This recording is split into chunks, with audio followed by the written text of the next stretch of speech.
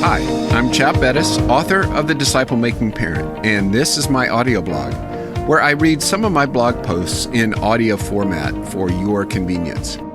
In today's episode, I think you're going to hear some information that is vitally important. In fact, I think it's one of the most important blog posts I've written, and it may help you both in your ministry at church or if you're dealing with a prodigal.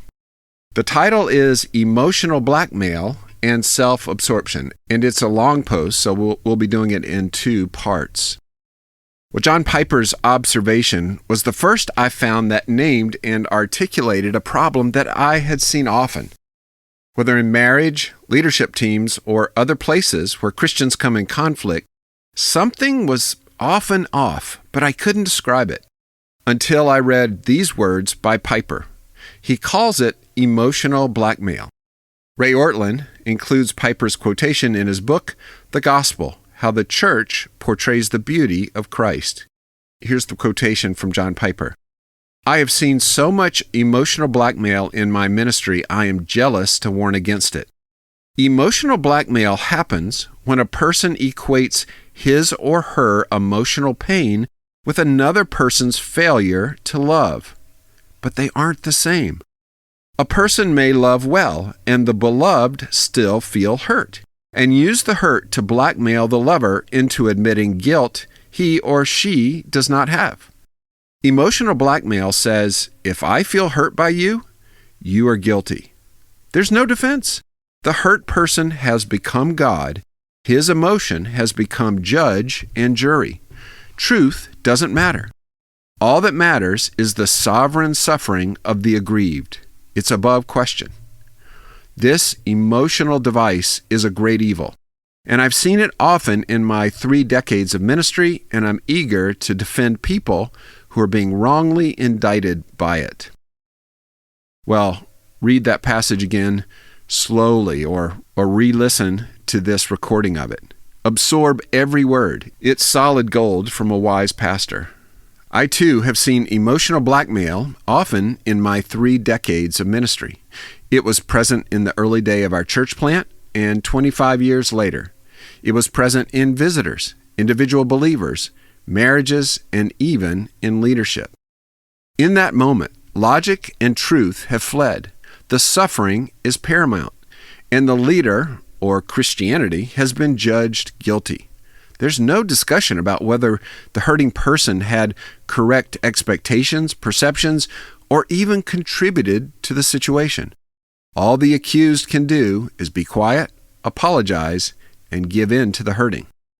In Piper's words, all that matters is the sovereign suffering of the aggrieved. I can look back on numerous personal situations that are described by this paragraph. It is a real experience of a leader. Although the pain of the aggrieved may be real, it does not necessarily mean that the accused is guilty. In the fog of accusation and pain, the truth of justice can be lost. How do we get to the point where the expectation and ethics of the Bible can be discarded and the perceived injury rules?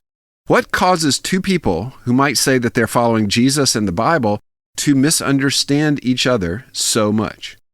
Well, Paul Tripp writes in Instruments in the Redeemer's Hands this quotation: it does not take long to learn that suffering gives you power. As you cry in pain, people run to help you. They offer you physical comforts, say nice things, and release you from your duties. He goes on to write of observing a young boy who fell off his bike several houses away from his home. The boy started to cry, but quickly stopped.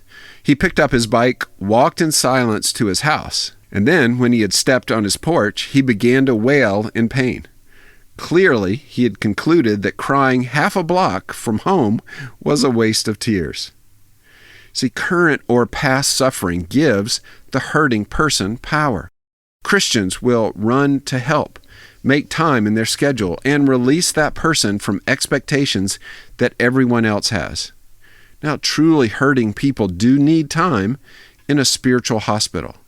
But hospitals know that their goal is to get the patient back on their feet as soon as possible, not to create a permanently dependent person.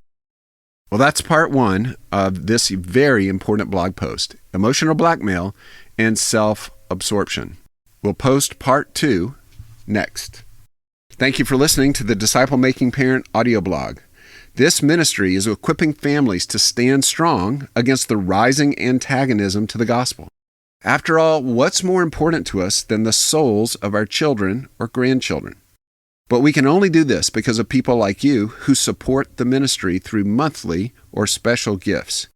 If you've benefited from this ministry, would you prayerfully consider becoming a monthly or regular financial partner? Thank you for considering. Visit thedisciplemakingparent.com/give. Thank you for listening.